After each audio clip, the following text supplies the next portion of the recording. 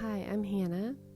Today I'm going to read my essay, The Girl on the Bus, What Reading Taught Me About Staying. A girl on the bus. I didn't know her well, but I watched her every morning. The school bus is a formidable place.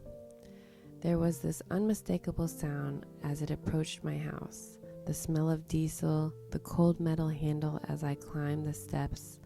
But the most vivid memory is the walk down the aisle. Every kid already seated, staring at me as I tried to pick my spot. Not too far forward where I'd be close to the bus driver, not too far back where the older, intimidating junior high kids claimed their territory. I always chose a seat about 3 rows back across the aisle from Laura. She sat tucked against the window, the morning light hitting her book as the trees cast their shadows across the pages one at a time, the bus rolling ahead on the bumpy country roads. She had mousy brown hair with hints of beautiful natural blonde highlights. Sometimes she would take a tuft of hair, stroke it into her mouth, and hold it there as she read, always reading, a large chapter book held in her little hands, hardly ever looking up. I could tell how far she was into it by the pages stacked to the left. I watched her as if looking alone would give me bits of the story she was deeply in. Eventually, I moved from across the aisle into the seat with her. I tried to read over her shoulder, but she read so fast, and I felt too much pressure to keep up. I couldn't concentrate on the words. I think she knew this. Before turning each page, she would pause and sum it up for me, a quiet little bridge between where she was and where I was. She saw the eagerness in my eyes, the wanting to be inside the story with her, and she met me there. I don't know if she knows what that did for me. She was just a kid being kind, but she was paying attention. She saw something in me before I could see it in myself. The window someone else held open. I was envious. How was she able to stay with the story and not get lost? No adult was there holding the window open for her. We couldn't have been more than 2nd or 3rd grade. The only chapter books I knew were the ones my teacher, Mr. Burns, read aloud to us. He was my favorite teacher because he read so many books to us throughout the year. He read slowly and methodically, pausing in all the right places. I can still remember sitting at my little wooden desk on my hard blue chair, head down, just picturing everything he described. It was the imagery, the action, what was happening. I was in the story. I was the character. After he finished one of his books, I can't remember the title, he took us outside to an open field behind our school. What I do remember is that the main character's favorite activity was whipping apples. There, we found several large sticks that had been whittled on the end to form points. Next to the spears sat a bucket of apples. Mr. Burns was extending the gift of reading into real life. That day we whipped apples.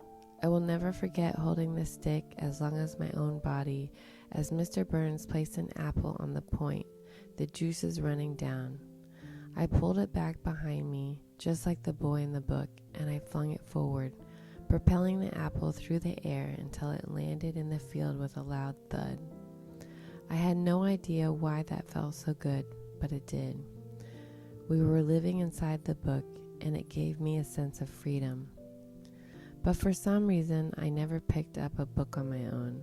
I tried with the ones assigned in school. I just couldn't. I needed someone to hold the window open for me. The wanting stayed with me, but it got crowded out. In a small town, there wasn't much room for quiet things. Sports got the attention, cheerleading got the attention, extracurriculars got the attention. I followed the praise. Laura, I imagine, kept reading. She was always there on the edges of my world, in the same hallways, the same classrooms, the same small town, and I have a feeling she was always tucked away somewhere with a book. I just stopped watching as closely. The window I finally climbed through. When I was in college, a group of girlfriends started reading the Twilight series, all of them so consumed, so lost in it, chatting about Bella and her love triangle as if she were one of our sorority sisters. I felt the envy again, the same one from the bus. I decided to give it a try. My friend Emily had finished the first book and gladly handed it over. I kept it in my backpack and read it all over campus, between classes, at the Union, in the library, curled up in bed with a reading lamp on so not to disturb my roommate. I don't know if it was the story, the love triangle, the camaraderie of reading alongside my friends, but I was absorbed in a way I had never been before. I remember approaching the end of the book and becoming aware of two things at once. I was desperate to know what happened, and I was about to finish my first novel, over 500 pages. I read the last line slowly. I closed the book and smiled. I had done it, and I knew I would do it again because there were more books in the series and I had to know how the story ended. Looking back, it's funny that Twilight, of all things, was what gave me the confidence to call myself a reader, but it did. Now I feel at home in libraries and bookstores. I love picking up books, rubbing the front cover, flipping to the back to read the accolades. When I walk through the doors, I always pause. There is a smell, the smell of pages. It does something to me every time. It feels ancient, like stories passed down. In a world that moves so fast, it feels like one of the last truly slow things. It grounds me. All those words and worlds sitting right there on the shelves, available at any moment. There's something about a book, worlds holding so much weight, confined in such a small space. The window I hold open every night. Growing up, books were not the center of our home. My dad is dyslexic, so reading out loud was never something that came naturally to him. My mom read to us, but only a handful of times.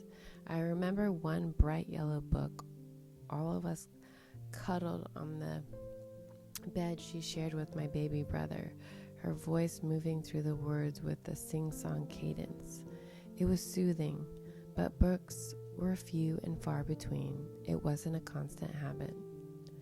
I knew I wanted something different for my girls, not because my childhood was lacking, but because I had felt what a book could do. On the bus with Laura, in Mr. Burns' classroom, in a college library with 500 pages closed in my lap and a smile I couldn't explain. I had felt the window open, and I wanted them to grow up inside it. My girls are close in age, 5, 3, and 2, and they share a triple bunk, all twin mattresses. Every night we climb up together into the middle bunk. The girls take the slide, I struggle up the little ladder. We arrange ourselves, Esme on my left, Ivy on my right, Aura on my belly. It is a tight squeeze from every angle. I can't even sit up because of the bunk above us. But once we start reading, it all begins to expand. We get lost in the stories, we laugh, they ask questions, they point out the silly things on the page, they act out the scenes in our tiny space. I can't tell you how much I've learned from their books. I thought they would be simple little stories. It amazes me still how a small book with few words can hold so much life, not just for children, for everyone. When we are done, my hope is that the books give them a window into their dreams, that the stories carry on into their sleep, that their curiosity about what is out there feels as natural as breathing. I didn't know watching Laura on that bus that I was watching someone show me who I wanted to become. Not just a reader, but as a person. Not just a reader, but as a person. Someone who stays inside a story long enough to let it change you. Someone who notices the eagerness in others and meets them there. Every night on the middle bunk, I hope I'm doing that, doing the same for my girls.